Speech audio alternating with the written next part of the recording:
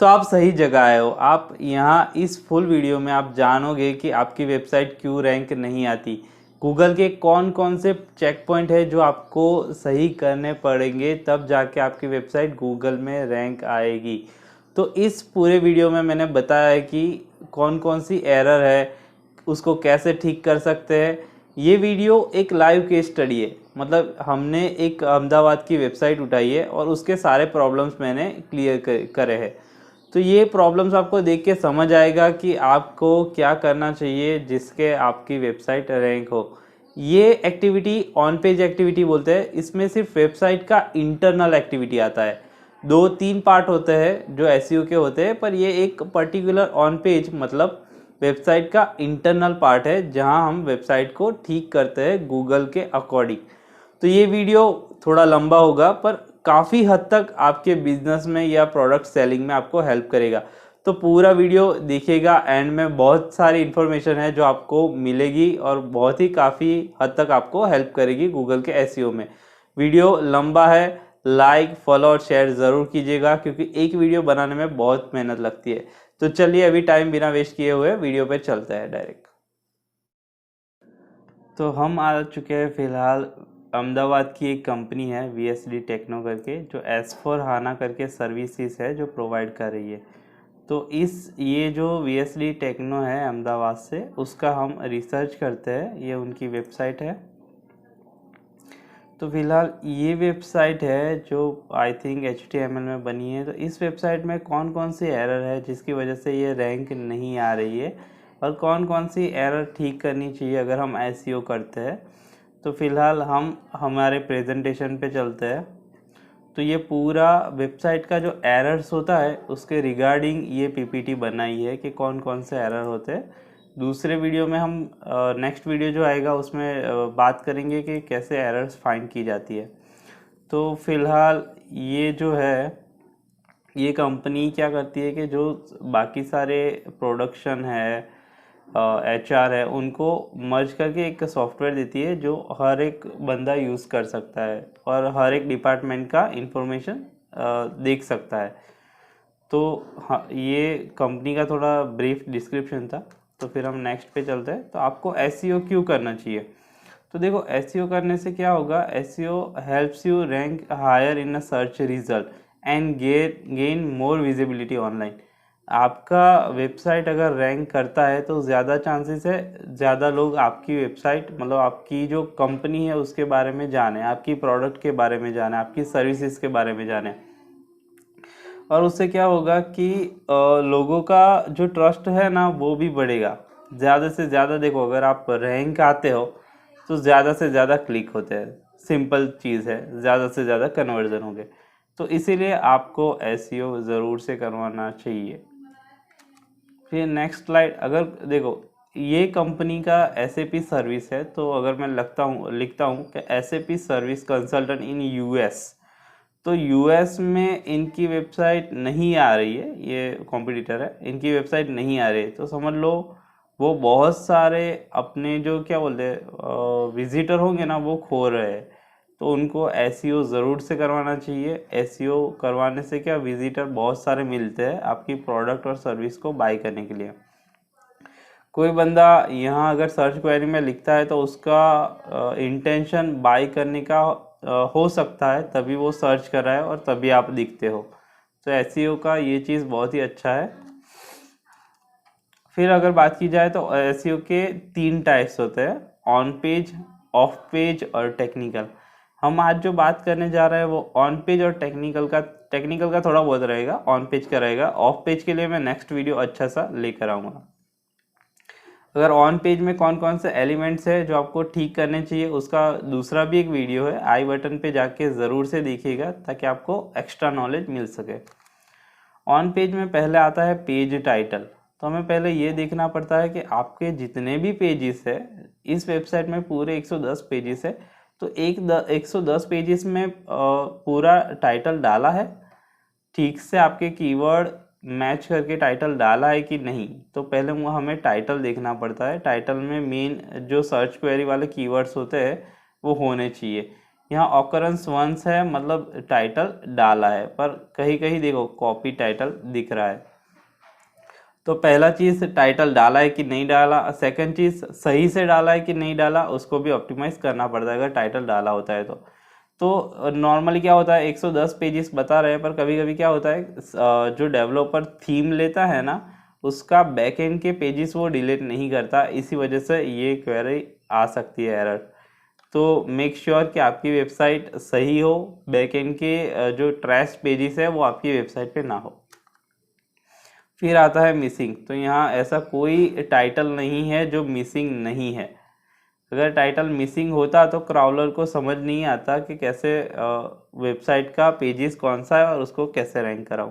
तो टाइटल भी मिसिंग नहीं होना चाहिए और सही भी होना चाहिए, सही टाइटल होना चाहिए। फिर आता है डुप्लीकेसी। जब आप के सर्विस या प्रोडक्ट के बहुत सारे पेजेस होते हैं तो उसमें डुप्लीकेसी का चांसेस बढ़ जाता है जब आप डेवलपर को प्रोवाइड करते हो। तो यहाँ आप देख सकते हो कि automate confirmation SAP support service ISF offshore support, ये 1 2 3 4 5 6, इसने 6 जगह है जहाँ उसने डुप्लीकेट टाइटल डाला है। और वैसे देखो हर जगह उसने डुप्लीकेसी किया है। तो डुप्लीकेसी से क्या होता है कि गूगल का क्राउलर कंफ्यूज हो जाता है कि कौन सा टाइटल सही है और कौन से पेज को उसको रैंक करना है। तो ये प्रॉब्लम नहीं आनी चाहिए।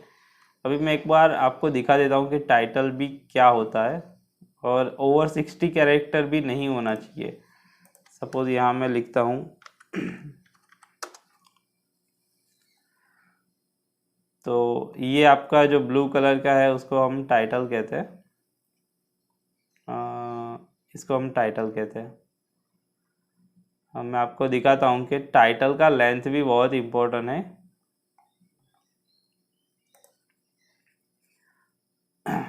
तो देखो ये टाइटल लिखा हुआ है, तो उसमें क्या होता है कि ओवर 60 कैरेक्टर, 60 कैरेक्टर से ऊपर अगर कैरेक्टर सही से नहीं लिखा होगा तो आपका जो टाइटल होता है वो ट्रंक्टेड हो जाता है।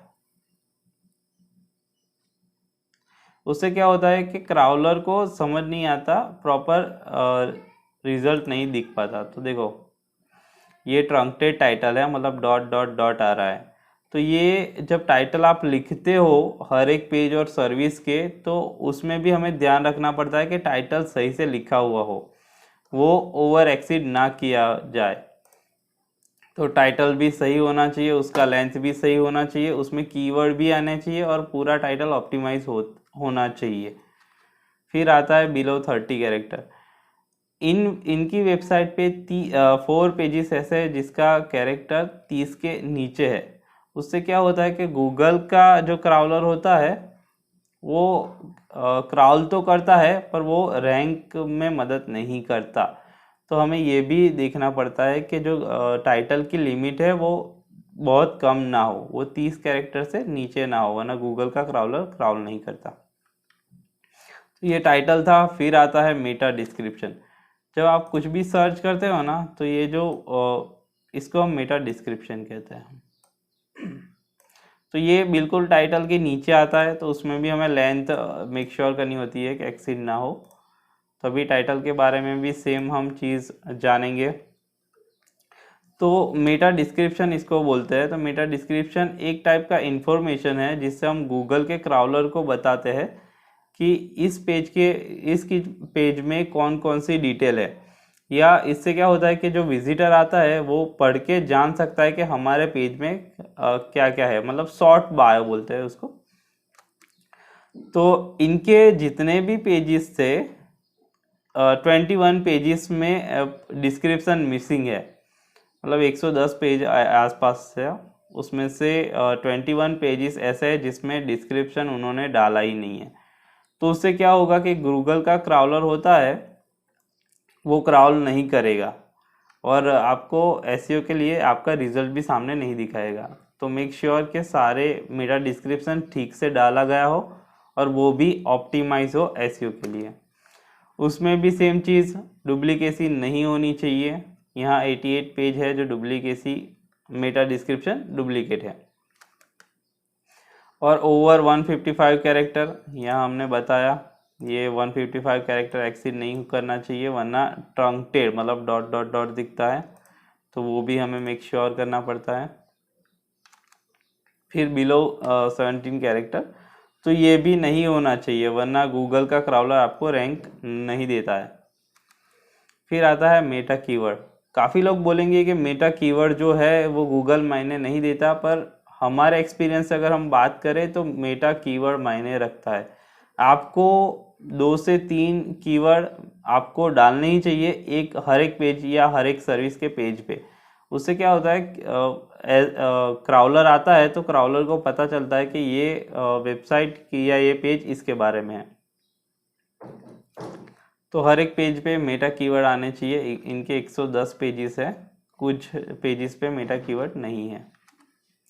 उसमें भी सेम मिसिंग 22 पेजेस ऐसा है जिसमें मिसिंग है, क्राउलर को सेम पता नहीं चलेगा, उसमें भी डुप्लीकेसी का एरर होता है। फिर आता है मेन हेडिंग H1। अगर कोई भी चीज़ हम सर्च करते हैं, यहाँ जैसे ये सर्च किया बेस्ड, यहाँ सर्च करते हैं सपोज,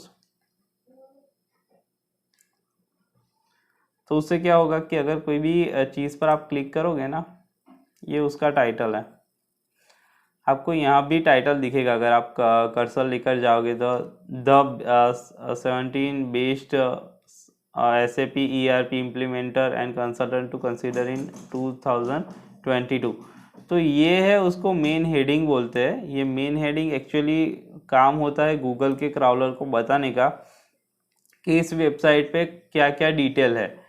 तो ये उसका क्राउलर जब आता है तो पहले ये फैच करता है मेन हेडिंग, उसको H1 बोलते हैं, और एक ही टाइम वो वेबसाइट के पेजेस पे आता है। तो ये उससे विजिटर को भी पता चलता है और क्राउलर को भी पता चलता है कि आपके पेजेस किसके बारे में।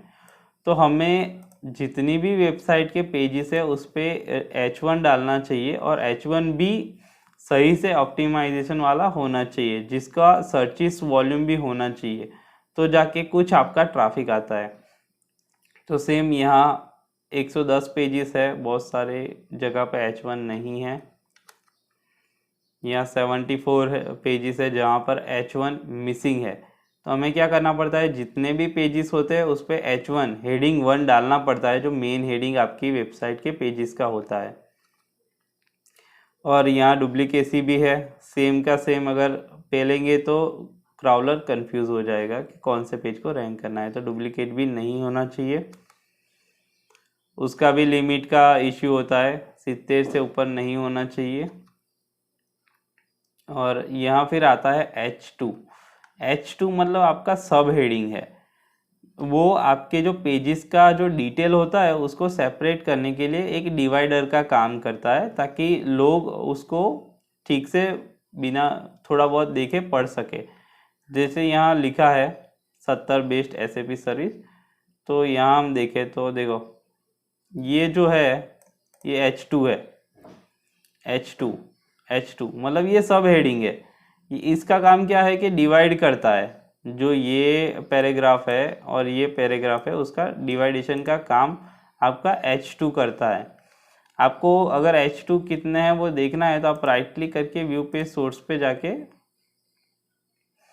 कंट्रोल F दबा के H2 लिख सकते हो, जिससे आपको पता चलता है कि H2 कितने इस वेबसाइट पे है। तो ये आप हेडिंग चेक कर सकते हो किसी भी वेबसाइट पर जाकर। तो H2 भी आपका जो मेन कीवर्ड है उसके रिगार्डिंग होना चाहिए। तो उस पर भी हम सर्चिस चेक करते हैं कि कितना सर्चिस आता है, उसके बाद हम पूरा पेज ऑप्टिमाइज करते हैं। उसमें भी H2 मिसिंग नहीं होने चाहिए। इनके 23 पेजेस ऐसे हैं जहाँ H2 मिसिंग है, 86 पेज है जहाँ H2 डुप्लीकेट है।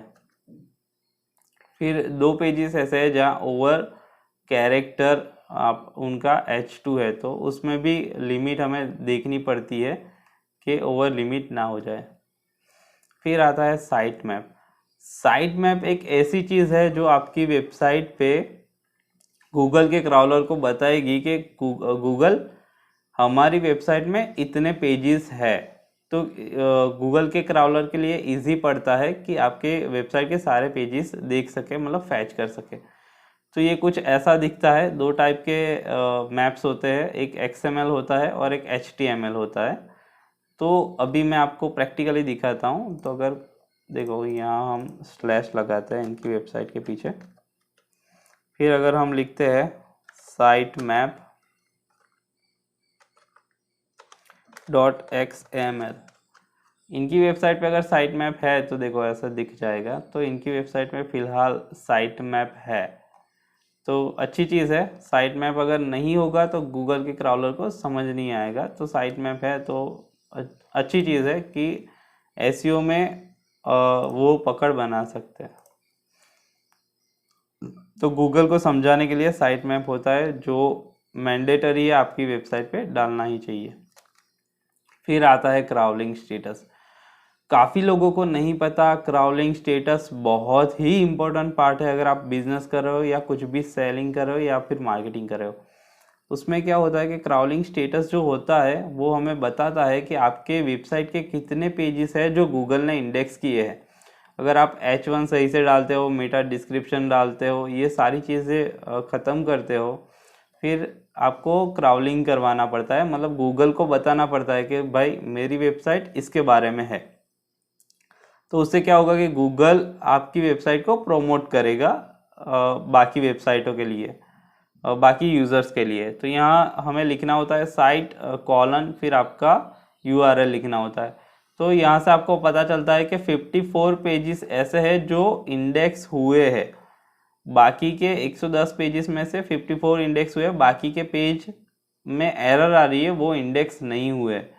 तो हमें गूगल के वेब मास्टर में जाकर चेक करना होता है कि क्या क्या इशू है, वो सॉल्व करने के बाद हम इंडेक्स कर सकते हैं। तो ये पेजेस से जो इस वेबसाइट के थे, अगर हम यहाँ कॉलन के बाद एक स्पेस छोड़ देते हैं तो उसका बैकलिंक हमें दिख सकता है। काफ़ी इंटरेस्टिंग चीज़ है, काफ़ी लोगों को नहीं पता होता है। अगर आप यहाँ पर कॉलन के बाद स्पेस डाल दोगे तो बैकलिंक दिखेगा। उससे क्या होगा, अगर आप किसी के कॉम्पिटिटर पे काम कर रहे हो, आपके पास कोई पेड टूल नहीं है, तो ये मेथड से आप इजीली बैकलिंक देख सकते हो। तो ये क्राउलिंग स्टेटस जानना बहुत ही ज़रूरी है, तभी आपको इंडेक्स होगी वेबसाइट, तब भी आपको विजिटर मिलेंगे और तब भी रैंक आएगा।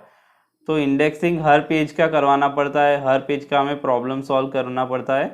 प्रॉब्लम सॉल्व हम वेब मास्टर से करेंगे, उसके लिए मैं नेक्स्ट वीडियो पर्टिकुलर बनाऊंगा कि कैसे इंडेक्सिंग करते हैं और कैसे सॉल्व करते हैं कैसा कोई भी प्रॉब्लम।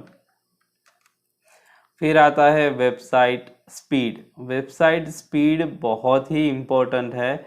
अगर आपकी वेबसाइट 2 सेकंड या 3 सेकंड में नहीं खुलती तो समझ लेना आपका बाउंस बैक रेशियो बहुत ही बढ़ जाता है। बाउंस बैक रेशियो क्या होता है, मतलब विजिटर अगर कोई भी आपकी वेबसाइट ओपन करता है मोबाइल या डेस्कटॉप पे और 5 सेकंड 2 या 3 सेकंड के अंदर नहीं ओपन होती, तो वो एग्जिट करके दूसरे आपके कॉम्पिटिटर की वेबसाइट पे चला जाता है। तो अभी इनकी वेबसाइट 5.2 सेकंड ले रही है, हमें उसको जो ओपनिंग टाइम होता है वो डिक्रीज करना होता है 2 से 3 सेकंड में, तब जाके विजिटर ज़्यादा मिलते हैं और तब जाके वेबसाइट रैंक होती है। तो अभी इनका परफॉर्मेंस रेशियो E है। GT मैट्रिक्स करके एक वेबसाइट है जहाँ पर आप स्पीड चेक कर सकते हो आपकी वेबसाइट पे। तो आप मेक श्योर कीजिए आप खुद की भी वेबसाइट का स्पीड देखिए कि कितना है और उसको कैसे कम कर सकते हैं, उसके लिए मैं आपको नेक्स्ट स्टेप में बताता हूँ। फिर आता है इमेजेस। काफ़ी जो कंपनी के ओनर्स होते हैं उनको पता ही नहीं होता कि हमारी वेबसाइट पे कितने सारे इमेजेस है। तो हमें ये भी चेक करना पड़ता है, अगर कोई भी वेबसाइट का SEO करते हो तो कितने इमेजेस उनकी वेबसाइट पे है। तो यहाँ मोर देन 100+ है, 177 इमेज है उनकी वेबसाइट पे। तो हमें इमेज का भी ऑप्टिमाइज करना पड़ता है। अगर कोई, यहाँ मैं एक आपको ऑप्शन दिखाता हूँ कि कोई लिखता है डिजिटल मार्केटिंग एजेंसी इन आनंद। अगर यहाँ से कोई बंदा नहीं जाता पर कोई इमेज से अगर आपकी प्रोडक्ट और सर्विस सर्च करता है तो यहाँ से भी अगर क्लिक करेगा ना तो यहाँ से भी ट्रैफिक आएगा। मैंने ये इमेज का SEO किया है तो यहाँ से भी मुझे ट्रैफिक मिलता है। ये देखो, ये इमेज का SEO है, ये इमेज का SEO। तो यहाँ पर इमेज को भी हमें एसईओ करना पड़ता है, तब जाके इमेज से भी ट्रैफिक मिलता है। तो आपको मेक श्योर करना चाहिए।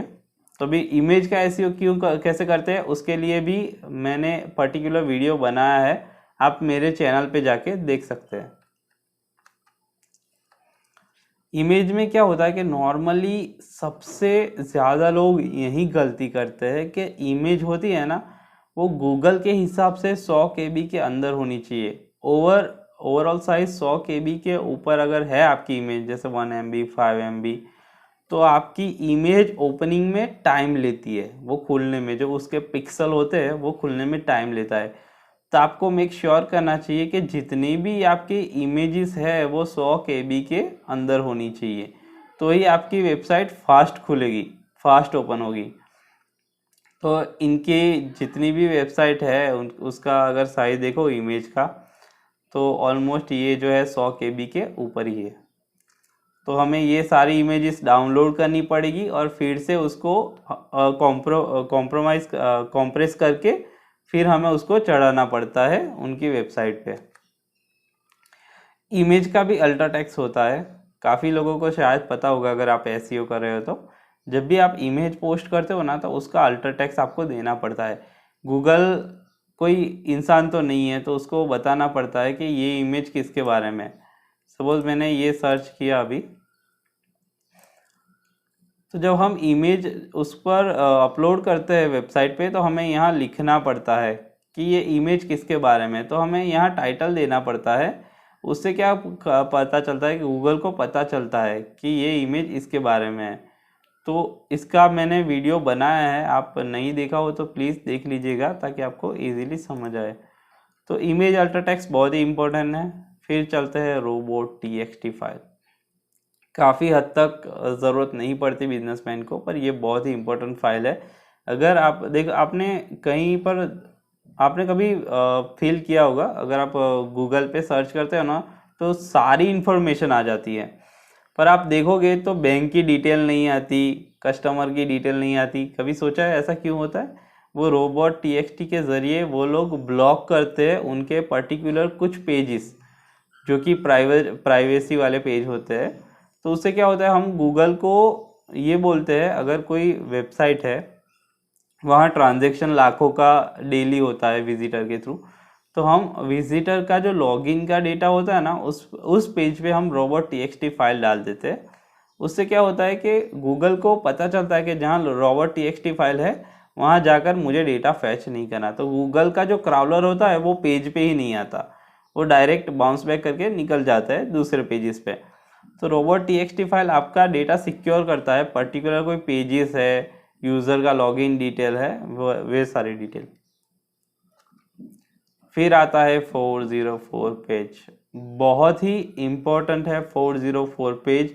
ये आपकी वेबसाइट को काफ़ी, अगर बोले तो 5 to 3% ट्रैफिक आपका लॉस होने से बचाता है।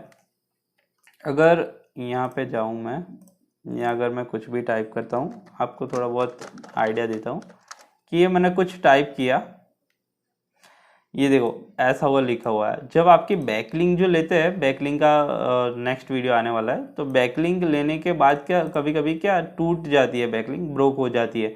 तो उससे क्या पड़ता है, कोई बंदा अगर आपकी वेबसाइट का यूआरएल के अलावा भी कुछ सर्च करता है या दूसरे लिंक से अगर आपकी वेबसाइट पे आता है, तो उसको ऐसे दिखता है, उसको लगता है वेबसाइट बंद हो गई, तो वो क्या करके बंद करके निकल जाएगा। तो उसके लिए हमें 404 पेज बनाना होता है। अभी 404 कैसे पेज बनता है, अभी मैं आपको दिखाता हूँ कि 404 पेज कैसा होता है। कि सपोज मैंने अपनी वेबसाइट के पीछे सेम दिया, तो कुछ भी लिखने के बाद, मतलब लिंक अगर ब्रोक भी हो जाती है, टूट भी जाती है, फिर भी उनको ऐसे दिखेगा। इससे क्या होगा कि वो होम पेज पे जा सकता है अगर बटन देते हैं तो, यहाँ कुछ भी लिखता है तो यहाँ से भी वो जा सकता है, और यहाँ कुछ भी सर्विस वो देख सकता है। आपने देखा इस वेबसाइट पे कुछ नहीं था, तो उससे क्या लगा, वेबसाइट बंद हो गई। पर इस वेबसाइट पे अगर 404 पेजेस हम रखते हैं, बनाते हैं डेवलपर के ज़रिए, तो वो कहीं पर भी जाकर अपनी सर्विस बाई कर सकता है और हमें कांटेक्ट कर सकता है। तो 404 पेज बहुत ही इम्पोर्टेंट है जो आपकी वेबसाइट पे होना ही चाहिए। फिर नेक्स्ट टॉपिक के बारे में बात करते हैं, तो 505 एरर।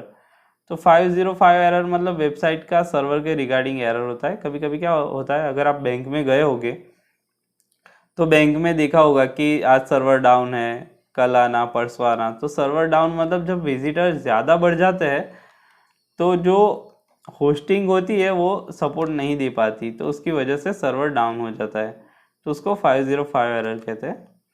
फिर आता है HTTP वर्सेस HTTPS। HTTP मतलब क्या, यहाँ सिक्योरिटी का साइन होता है, यहाँ सिक्योरिटी का HTTP मतलब यहाँ सिक्योरिटी का साइन होता है। अगर आपकी वेबसाइट पे ये पैडलॉक नहीं है तो समझ लेना आपकी वेबसाइट सिक्योर नहीं है।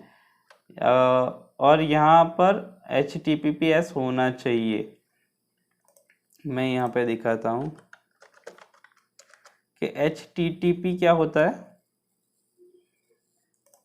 थोड़ा ब्रीफली मैं आपको बताता हूँ ताकि आपको भी अंदाज़ा हो, एक पर्टिकुलर अच्छा हो। देखो HTTP से क्या होता है कि हैकर्स का ज़्यादा चांस है कि आपका जो वेबसाइट है ना वो हैक कर सके। HTTPS सिक्योर सर्टिफिकेट होता है जिससे हैकिंग के चांस बहुत ही कम हो जाते हैं। एग्जैक्ट रेड कलर की एरर आती है, मैं आई थिंक मिल जाए तो, चलो आई थिंक नहीं है।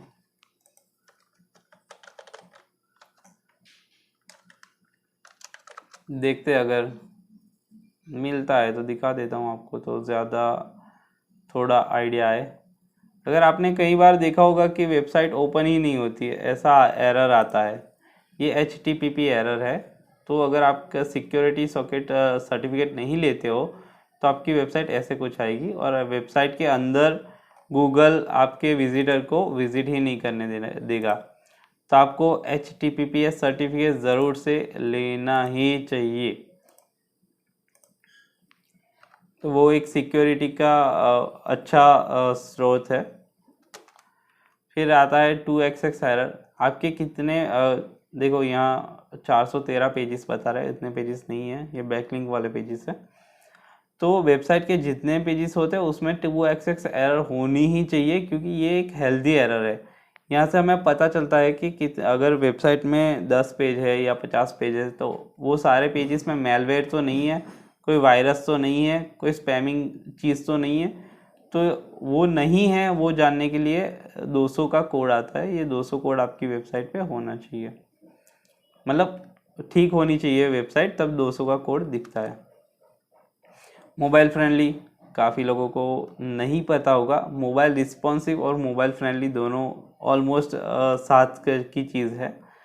मोबाइल फ्रेंडली मतलब मोबाइल में ठीक से खुलना चाहिए, पर वेबसाइट मोबाइल में ठीक से खुलती है, पर अगर कोई बंदा अच्छे से बटन क्लिक नहीं कर पाता, इमेजेस कट रही है, तो वो अच्छी वेबसाइट नहीं है, उसको मोबाइल रिस्पॉन्सिव कहते हैं।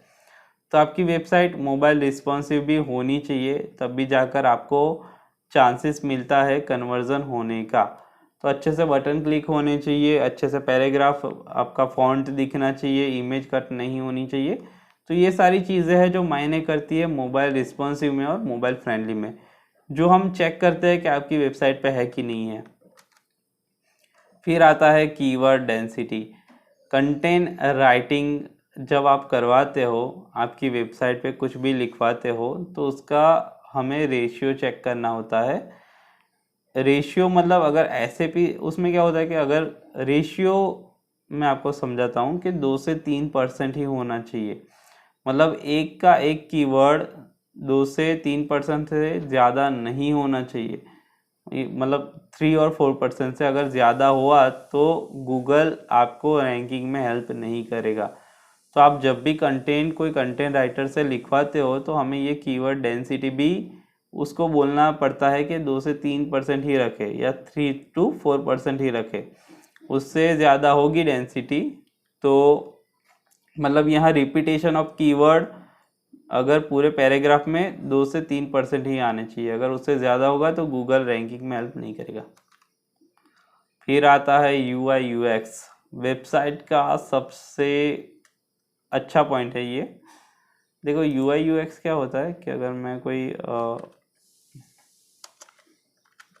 मैं यहाँ एक वेबसाइट ओपन करता हूँ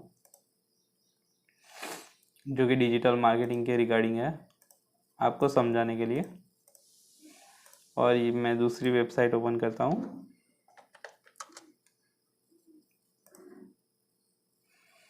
एक ये वेबसाइट है, तो ये वेबसाइट पूरा देखो, उसमें कलर देखो, कलर कॉम्बिनेशन कैसा है, इमेजेस देखो। तो ये एक वेबसाइट थी अहमदाबाद की ASDM करके, सिर्फ एनालिसिस बता रहा हूँ। और यहाँ आप जाएंगे, ये भी IID करके एक वेबसाइट है, हम डिजिटल मार्केटिंग प्रोवाइड करते हैं तो ये हमें पता है। तो देखो ये वेबसाइट देखा,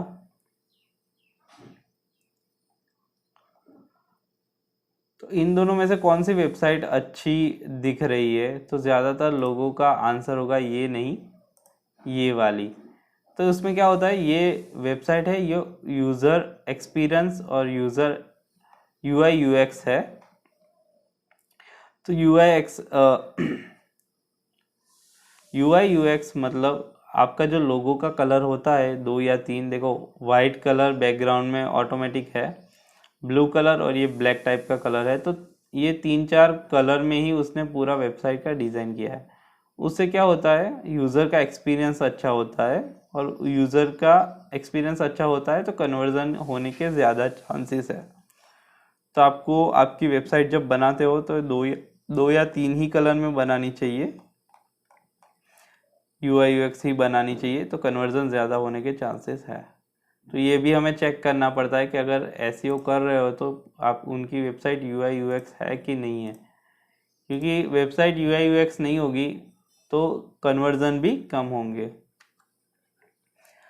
स्कीमा ORG, कभी आप कोई भी प्रोडक्ट सर्च करते हो, जैसे देखो ये जो स्टार रेटिंग है ना, वो स्टार रेटिंग का स्कीमा आता है। तो ये स्कीमा जेसन LD करके वेबसाइट है, ये हमारी खुद की वेबसाइट है। तो यहाँ हमें स्कीमा डालना पड़ता है। जैसे कोई भी मैं ऑर्गेनाइजेशन लिखूँ, सपोज अमेज़ॉन, तो गूगल को कैसे पता चलेगा कि यही अमेज़ॉन है, यही अमेज़ॉन है, या यहाँ अगर फ्लिपकार्ट लिखूँ तो गूगल को कैसे पता चलता है कि यही फ्लिपकार्ट है, बाकी सारे फ्लिपकार्ट नहीं होंगे पूरे वर्ल्ड में।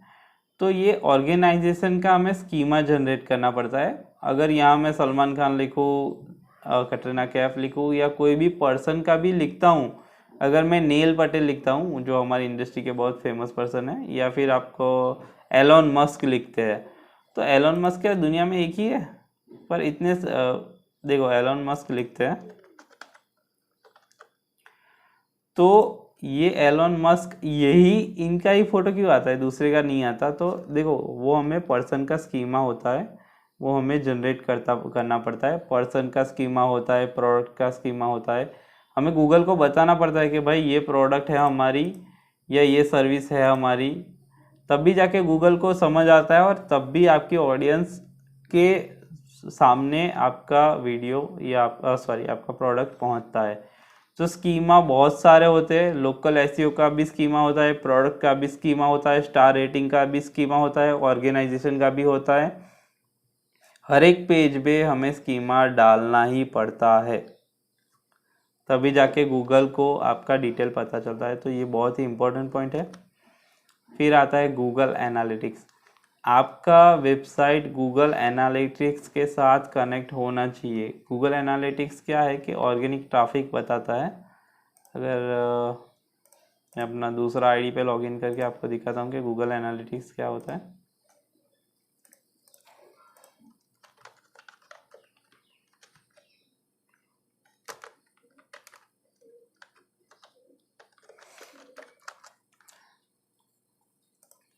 तो मेक श्योर कीजिएगा आपका गूगल एनालिटिक्स कनेक्ट होना चाहिए आपकी वेबसाइट से, तभी गूगल को हिंट मिलता है।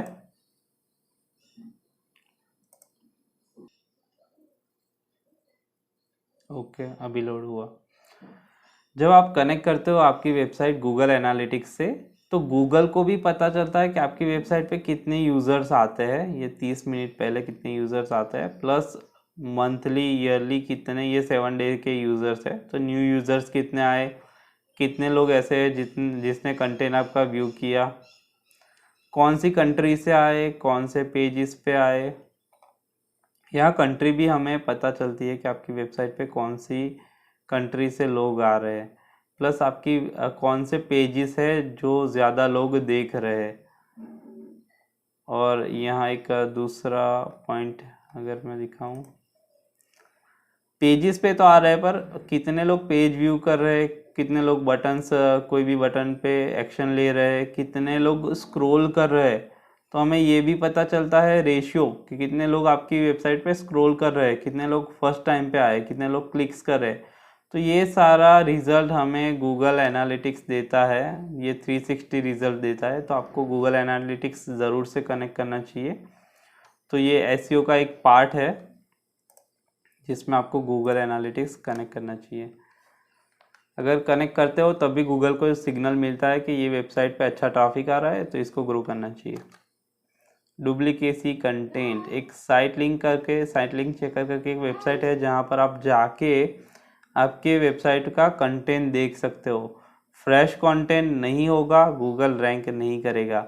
इनकी वेबसाइट पे डुप्लीकेट कंटेंट 19% है, कॉमन कंटेंट मतलब सेम कंटेंट एक पेज पर 15% है। तो ये भी हमें देखना पड़ता है कि डुप्लीकेसी ऑफ कंटेंट नहीं होना चाहिए, पूरा यूनिक कंटेंट हो उनकी वेबसाइट पे। फिर आता है डीएपी और spam score. Domain authority, page authority और स्पैम स्कोर, इनकी जो पीए है वो 26 है और डीए 8 है। जितना डोमेन अथॉरिटी ज़्यादा होगा उतना ही चांसेस है कि आप रैंक आओ। उसके लिए बैकलिंक वाला पार्ट मैं आपको डिटेल में एक्सप्लेन करूँगा, जो कि नेक्स्ट वीडियो में है। फिर लास्ट में क्या होता है, सोशल मीडिया होता है। मेक श्योर करें कि सोशल मीडिया ऑलवेज बॉटम में हो, टॉप में ना हो, क्योंकि क्या होता है कभी कितनी सारी वेबसाइट ऐसी है जिसमें टॉप में सोशल मीडिया होता है। अगर आप ब्रांडिंग तगड़ा कर रहे हो, कोई बंदा आपसे वेबसाइट पे विजिट करने आता है और सोशल मीडिया आपका चेक करने के बहाने अगर निकल जाता है, फिर उसको वापस लाना मतलब बहुत ही तगड़ा काम हो जाएगा। तो मेक श्योर करें कि वो सोशल मीडिया बॉटम में ही हो, ताकि कोई बंदा क्लिक करके सीधा सोशल मीडिया पे ना चला जाए, वरना वापस नहीं ला सकता। जीएमबी खुद का होना चाहिए, जीएमबी आपके लोकल ट्रैफिक को खींचता है।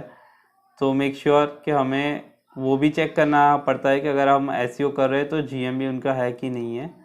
फिर हम चेक करते हैं कि उसका ऑथोरिटी स्कोर क्या है और कॉम्पिटिटर का बैकलिंक क्या है। देखो इनकी बैकलिंक की बात की जाए, मतलब वोट की, तो 196 है, और वो जिस जगह रैंक आना चाहते हैं वो उन लोगों की बैकलिंक इतनी सारी है। तो हमें एक पर्टिकुलर पर्सन हायर करना पड़ता है जो वोट ले। उसके लिए मैं ब्रीफ वीडियो बनाऊंगा नेक्स्ट, ताकि आपको इजीली अंडरस्टैंडेबल बने वीडियो। तो ये यहाँ तक था। तो ये पूरा अगर आप ऑप्टिमाइज करते हो तब भी जाके कुछ चांसेस है, तभी जाके चांसेस है कि आपका वेबसाइट रैंक आए, वरना चांस नहीं है कि वेबसाइट रैंक आए। और ये वीडियो मैंने पर्टिकुलर केस स्टडी बनाया था कि इतनी सारी एरर्स है इन लोगों की वेबसाइट पे। मैं दूसरा वीडियो बनाऊंगा कि कैसे वेबसाइट का प्रॉब्लम्स फाइंड करते हैं, कौन सा सॉफ्टवेयर यूज़ करके। तो सॉफ्टवेयर यूज़ करना भी सिखाऊंगा और प्रॉब्लम सॉल्व करना भी सिखाऊंगा, पर नेक्स्ट वीडियो में। तो फिलहाल ये यहाँ तक हमारा प्रेजेंटेशन था। तो फिलहाल वीडियो कैसा लगा हमें कमेंट बॉक्स में जाके ज़रूर बताइए। काफ़ी हद तक आपको बिजनेस को रैंक करने में ये वीडियो काम लगेगा। और एक एक्स्ट्रा रिवॉर्ड देना चाहता हूँ, अगर ये वीडियो आपने पूरा देखा है टाइम स्पेंड करके, तो मैं एक चीज़ आपको बताना चाहता हूँ कि हमारी एजेंसी ऑप्टिन मार्क, चूँकि आपको अगर आपका बिजनेस का वेबसाइट है तो फ्री ऑडिट दे रही है। फ्री ऑडिट मतलब जो जो प्रॉब्लम्स है उसका, जैसे हमने ये पीपीटी बनाया वैसे ही हम आपको फ्री में पीपीटी बना के दे सकते हैं। तो फिलहाल उसके लिए आपको कांटेक्ट या फिर ईमेल करना पड़ेगा हमें, या कॉल या फिर ईमेल कर सकते हो, जिसके ज़रिए हम आप तक पहुंचेंगे, आपकी डिटेल वेबसाइट का फैच करेंगे, चेक करेंगे और सारे इन्फॉर्मेशन कैसे सॉल्व कर सकते हैं वो हम आपको बताएंगे। तो thanks for watching this video.